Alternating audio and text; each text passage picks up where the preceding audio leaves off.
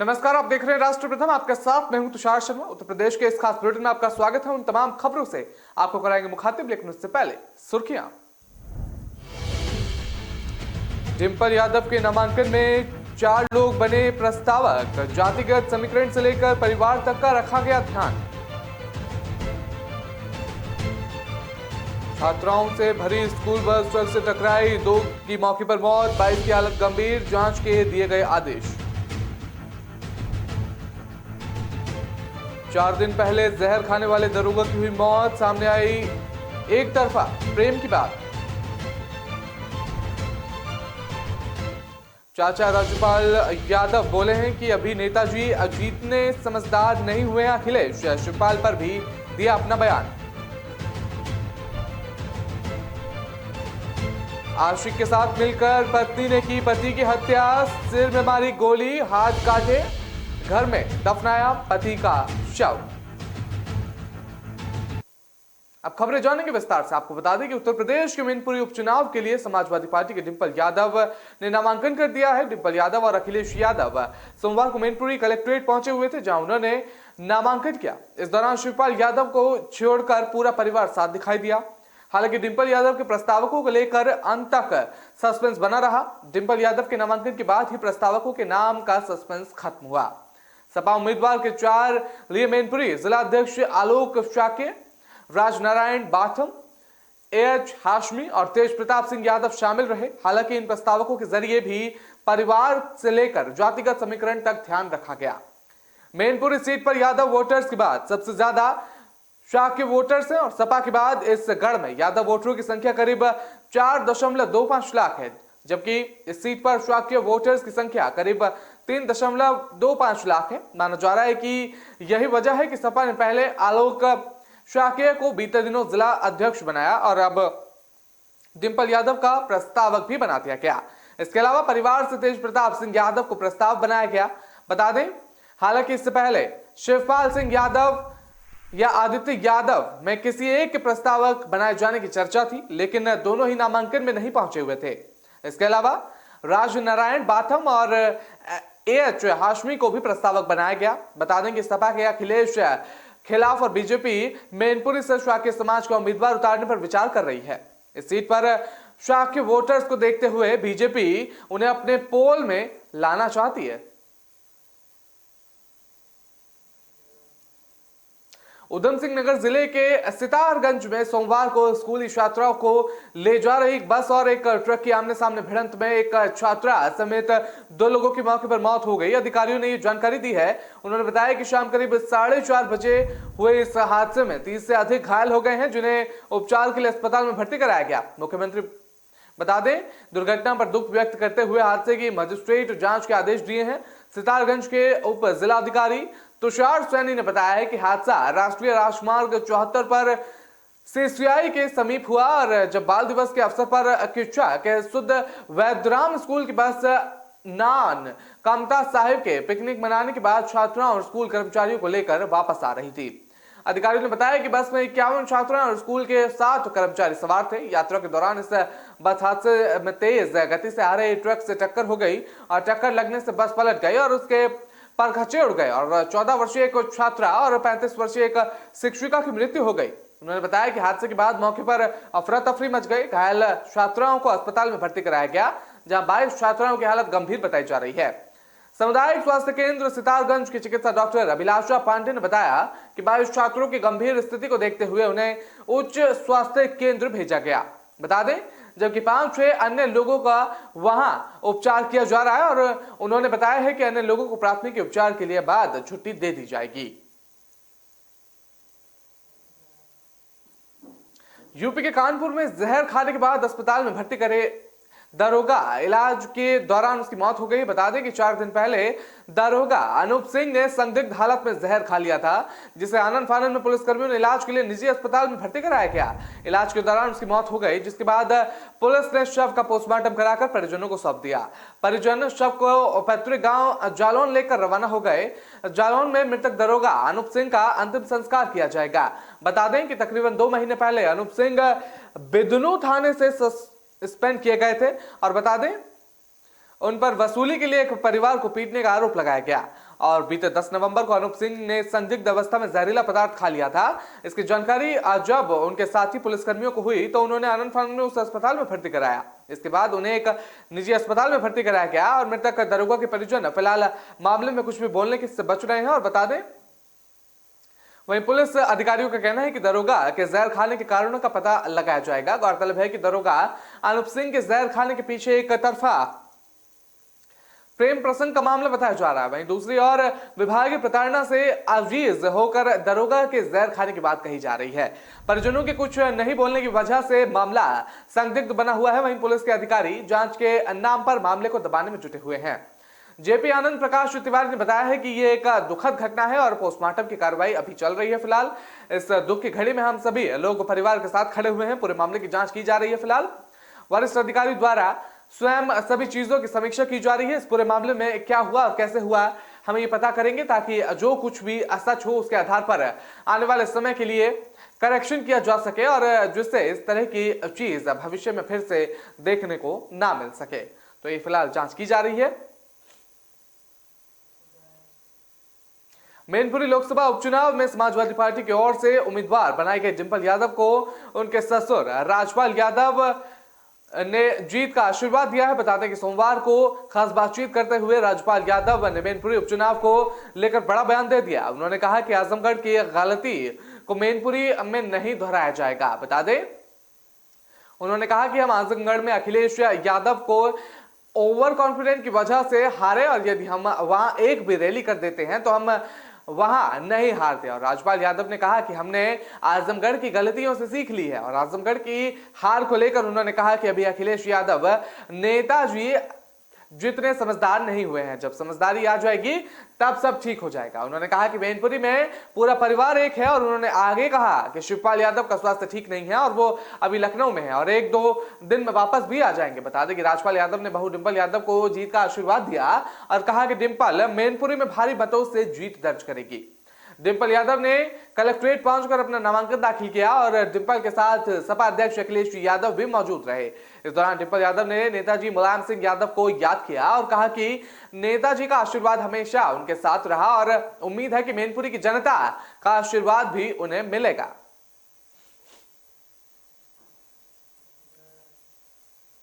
गाजियाबाद के नंदग्राम क्षेत्र में 4 साल पहले एक व्यक्ति गुम हो गया था। उसकी पत्नी ने पुलिस में उसकी गुमशुदगी की रिपोर्ट दर्ज कराई थी। पत्नी की शिकायत पर पुलिस ने गुमशुदगी को ढूंढने हुए काफी कोशिश की, लेकिन उसका कोई पता नहीं चल सका। इसके बाद पुलिस ने इस मामले में क्राइम ब्रांच को सौंप दिया और आखिरकार क्राइम ब्रांच की टीम पूरे 4 साल बाद गुमशुदा तक पहुंचने में सफल रही। लेकिन अब वो गुमशुदा जिंदा नहीं है, क्योंकि उसकी पत्नी ने ही अपने आशिक के साथ अपने पति को मौत की नींद सुला दिया। बता दें, जब इस हत्याकांड का खुलासा हुआ तो पुलिस भी बहुत चौकी रह गई और मामला 4 साल पहले का बताया जा रहा है। नंदग्राम निवासी चंद्रवीर एक रात अचानक गायब हो गया और अगले दिन उसकी पत्नी ने पुलिस को तहरीर दी कि पुलिस ने गुमशुदगी का मामला दर्ज कर लिया था उस समय। बता दें कि 4 साल तक चंद्रवीर का कोई पता नहीं चला। क्राइम ब्रांच ने भी हार नहीं मानी और चंद्रवीर की पत्नी और उसके आशिक की घिनौनी करतूत को समाज के सामने लाने में सफलता हासिल की। बता दें कि जांच में पता चला कि चंद्रवीर की पत्नी ने अपने आशिक के साथ मिलकर अपने पति को मौत के घाट उतार दिया और उसके आशिक ने चंद्रवीर के शव को अपने घर में ही दफना दिया। पुलिस ने बताया कि मृतक की पत्नी सविता के अपने पड़ोसी से अवैध संबंध चल रहे थे और एक रात जब उसका पति शराब के नशे में घर आया तो सविता और उसके प्रेमी अनिल ने उसके सिर में गोली मार दी और फिर उसका हाथ भी काट दिया। और इसके बाद अनिल से सविता के पति ने शव को अपने ही घर में 7 फुट गहरा गड्ढा खोदकर दफना दिया। फिलहाल वक्त चला एक छोटे ब्रेक का। खबरों का सिलसिला लगातार जारी रहेगा।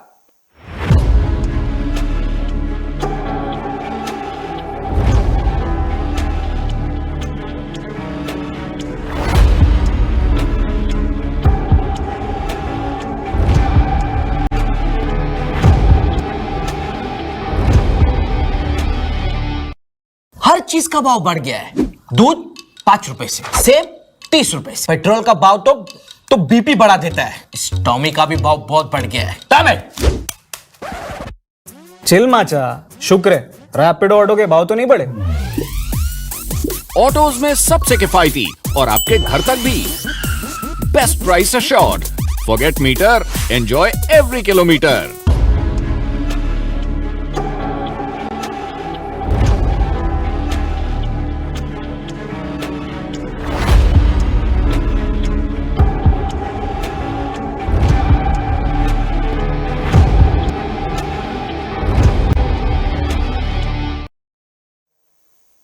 ब्रेक के बाद आपका स्वागत है। रुक करते हैं अगली खबर का। आपको बता दें कि यूपी के बांदा में आज एक तेज रफ्तार अनियंत्रित ट्रक सड़क किनारे लगे नल के पानी से भर रहे स्थानीय लोगों के ऊपर पलट गया और ट्रक के नीचे दबने से एक 3 वर्षीय मासूम बच्चे की मौके पर ही मौत हो गई, जबकि आधा दर्जन लोग गंभीर रूप से घायल हो गए। हादसे की सूचना पाकर मौके पर पहुंची पुलिस ने ग्रामीणों के सहयोग से ट्रक के नीचे दबे घायलों को सामुदायिक स्वास्थ्य केंद्र में भर्ती कराया, जहां प्राथमिक उपचार के बाद उन्हें जिला अस्पताल के लिए रेफर कर दिया गया। पूरा मामला मरका थाना क्षेत्र के औसागी गांव का बताया जा रहा है। बता दें कुछ लोग गांव के बाहर सड़क के किनारे लगे हैंडपंप से पानी भर रहे थे। उसी समय वहां से गुजरने वाले एक तेज रफ्तार ट्रक अनियंत्रित होकर पानी भर रहे लोगों के ऊपर पलट गया। आधा दर्जन से ज्यादा लोग इसमें घायल हो गए और इसकी चपेट में भी आ गए। और बता दें घायल हुए 3 वर्षीय इसमें मासूम बच्चे की मौत हो गई, जो कि ट्रक के नीचे आने से उसकी दबने से उसकी मौत हो गई। इस हादसे के बाद मौके पर चीख पुकार मच गए। वहां मौजूदा लोगों ने तुरंत मामले की सूचना पुलिस को दी। मौके पर पहुंची पुलिस और स्थानीय लोगों की मदद से रेस्क्यू कर सामुदायिक स्वास्थ्य केंद्र बाबेरू में भर्ती कराया गया, जहां प्राथमिक उपचार के बाद सभी घायलों को जिला अस्पताल के लिए रेफर कर दिया गया। बच्चे के शव को कब्जे में लेकर पोस्टमार्टम के लिए भेज दिया गया है। बताते हैं इस पूरे मामले में बांदा के पुलिस अध्यक्ष अभिनंदन का कहना है कि मारका थाना क्षेत्र के औगासी गांव में के सामने आ रहे वाहन को बचाने के लिए चक्कर में एक ट्रक असंतुलित होकर पलट गया, जिसकी जगह पर ट्रक पलटा। वहां घटनास्थल पर नल से पानी भर रहे कुछ लोग ट्रक की चपेट में आकर घायल हो गए। उनमें से 3 वर्षीय बच्चे की मौत हो गई मौके पर, जबकि घायल 5 लोगों को जिला अस्पताल में इलाज के लिए भर्ती कराया गया तुरंत।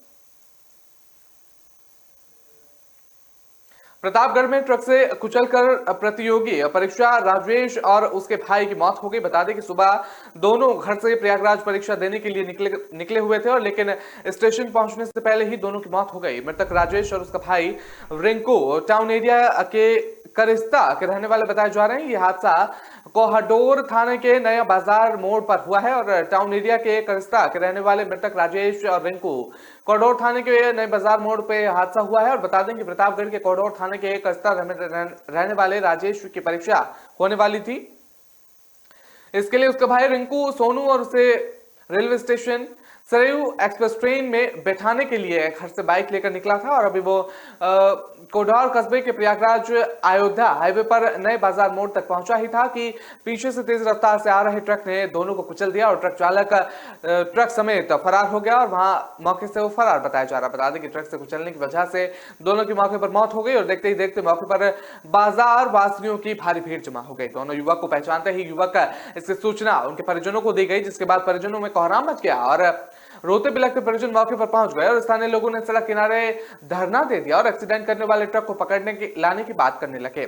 बताया जा रहा है कि हादसे में शामिल ट्रक बीजेपी नेता हरिप्रताप सिंह की ट्रांसपोर्ट की बताया जा रहा है। वो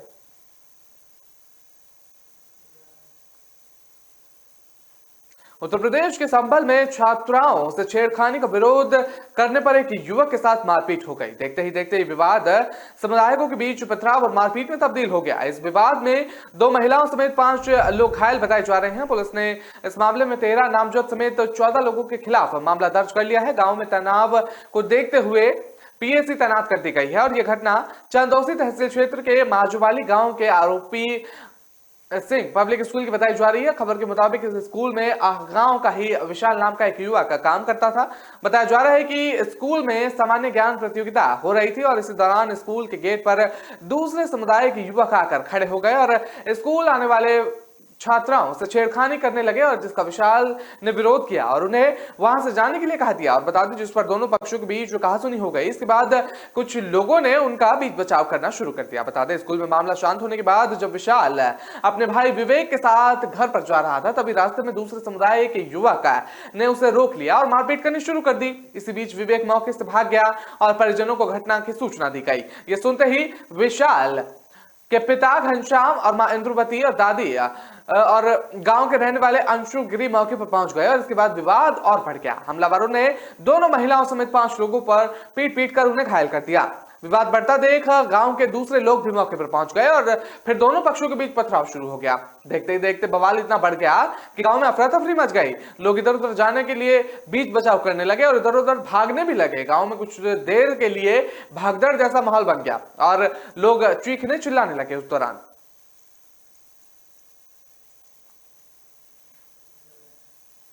मुख्यमंत्री योगी आदित्यनाथ ने कहा कि यूपी आबादी के लिहाज से सबसे बड़ा राज्य है। इसके बावजूद देश की 20% उत्पादन उत्तर प्रदेश पर निर्भर है। हमें उत्पादकता को बढ़ाने पर ध्यान देना होगा। किसान को उन्नतन खेती के लिए प्रयास करने होंगे और सीएम ने कहा कि किसान चाहे तो आधुनिक तकनीक से लागत को कम करके उत्पादकता को बढ़ा सकते हैं। बता दें, इसके लिए किसानों को मिलकर प्रयास करना होगा।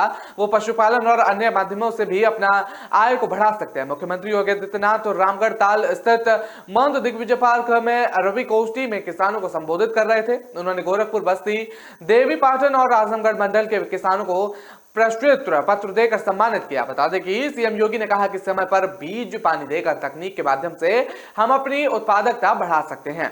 हर जनपद में नलकूप स्थापना के लिए योजना और कुसुम योजना के तहत पीएम कुसुम योजना से पानी खेत में डालकर और सोलकर के माध्यम से पहुंच रहे हैं। और बता दें कि 2.5 वर्ष में कोरोना जैसी महामारी में दुनिया पस्त हो गई, लेकिन कृषि ऐसा क्षेत्र था कि किसानों ने हमेशा निराश नहीं किया। किसान गरीब कल्याण योजना के तहत पीएम मोदी ने निःशुल्क गरीबों को राशन दिया। 1.5 करोड़ लोगों को महीने में 2 बार निःशुल्क राशन उपलब्ध कराया गया। उस दौरान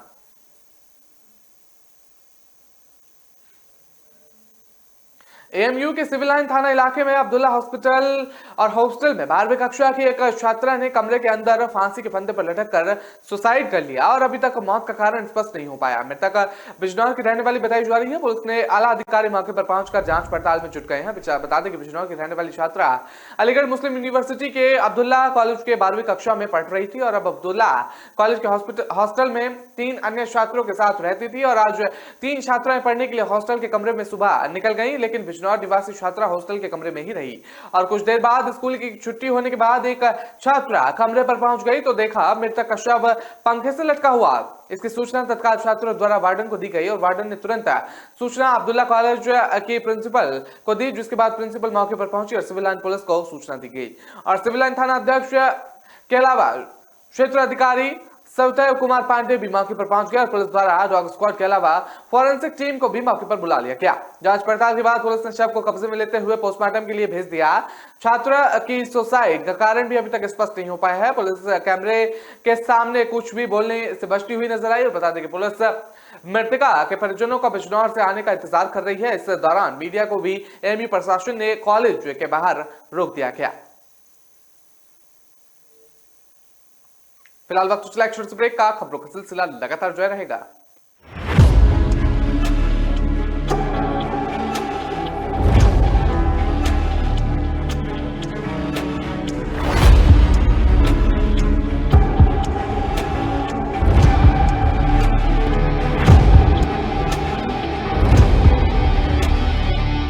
वंडर मसालों की रेंज है तैयार, जिन्हें है आपके ट्विस्ट का इंतजार। अमृतसरी छोले, मेरे वाले छोले।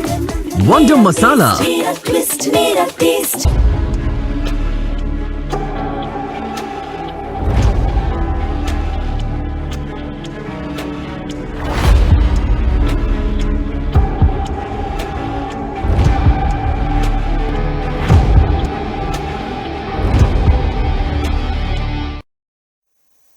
ब्रेक के बाद आपका स्वागत शुरू करते हैं अगली खबर का। आपको बता दें कि अयोध्या में एक बार फिर से सामूहिक विवाह का भव्य आयोजन किया जाएगा।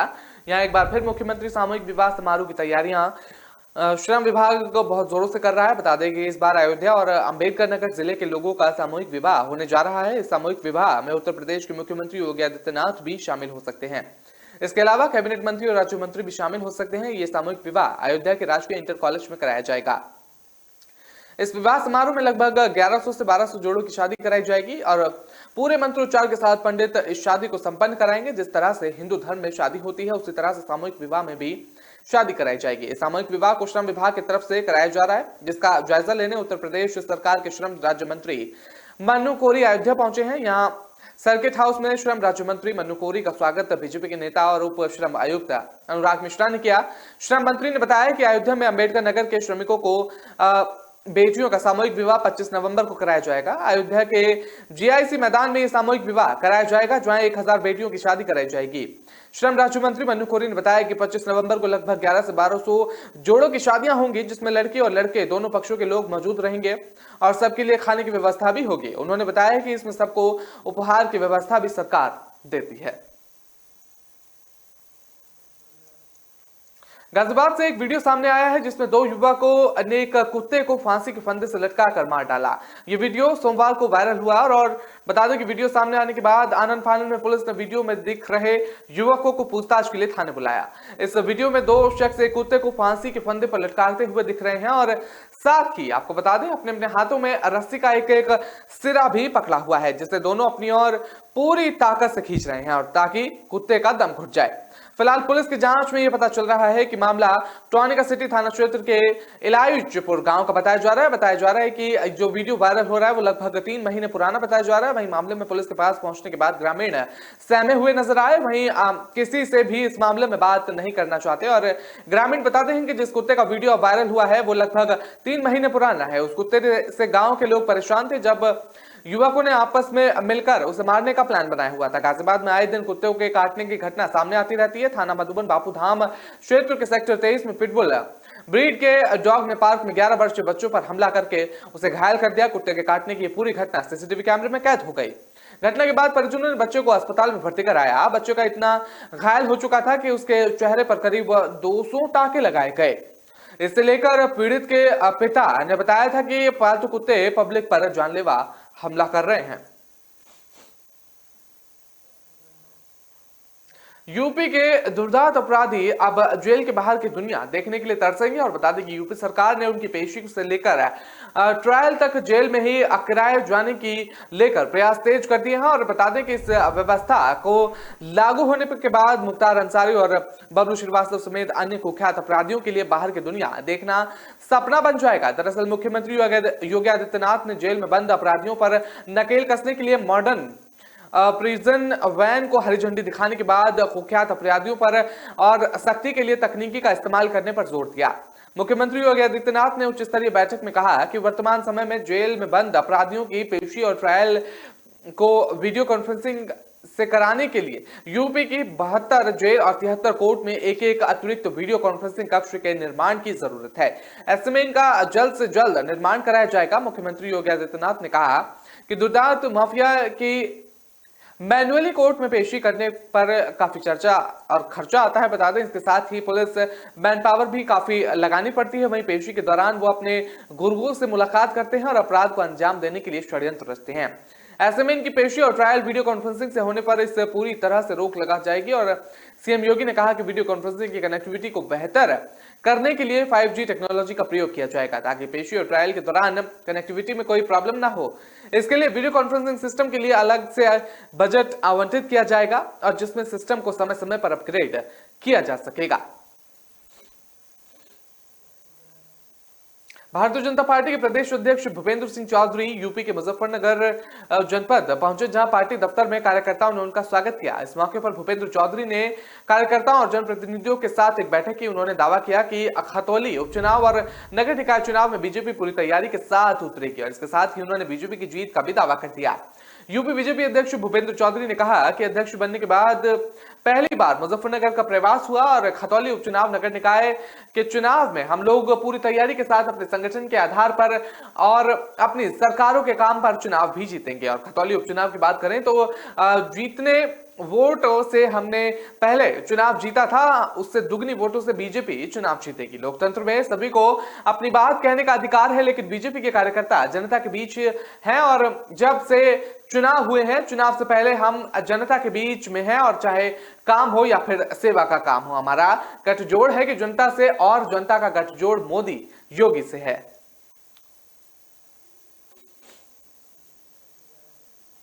यूपी के गाजीपुर में मोहम्मदाबाद तहसील के कठुआत गांव में बीती रात मां बेटी की गला घोंटकर हत्या किए जाने की जानकारी मिलते ही गांव में सनसनी फैल गई और सूचना पाकर मौके पर पहुंची पुलिस ने शव को कब्जे में ले लिया। घटना का पता चलते ही बता दें कि आईजी वाराणसी के सत्यनारायण और पुलिस अध्यक्ष ओमवीर सिंह ने घटनास्थल पर पहुंचकर पूरे मामले की जानकारी हासिल की। कठौत गांव की कौशल्या देवी अपनी पुत्री मालती देवी और पुत्री गौरी राजभर के साथ रहती हैं। और बता दें रात में गौरी राजभर कहीं निमंत्रण पर गया हुआ था और वहां से आने के बाद वहां घर के बजाय दूसरी जगह से सो गया और रात में मां बेटी कमरे के अंदर सोई हुई थी। और सुबह जब गौरी वहां पर गया तो देखा कि उसकी मां और बहन कमरे के बाहर मकान के अंदर बने अर्धनिर्मित कमरे में जमीन पर मृत पड़ी हुई हैं और वहीं उनके मुंह से खून निकलकर गिरा हुआ है। ये देखकर उसने रोते बिलखते इसकी जानकारी तुरंत पुलिस को दी। और बता दें घटना की जानकारी मौके पर पहुंचकर पुलिस अधीक्षक के साथ फोरेंसिक टीम ने संयुक्त जांच शुरू की और मौके से नमूने लिए और घटना को लेकर ग्रामीणों से बात की और चर्चा भी की इस बारे में। बता दें कि पहरेदार मोहन राजभर की करीब 7.5 मंडा जमीन गौरी ने गांव के संजय राय के साथ मिलकर 22 लाख में 2 वर्ष पूर्व बिकवा दिया था। मोहन का आरोप था कि उसे जमीन का आरोप और रुपया नहीं मिला और पूरा रुपया गौरी और संजय ने मिलकर लिया और जमीन का रुपया मुसाफिर को वापस कर जमीन मोहन को देने को लेकर कई बार गांव में पंचायत भी की जा चुकी है। तो फिलहाल इस बुलेटिन में नहीं, मुझे दीजिए इजाजत। नमस्कार।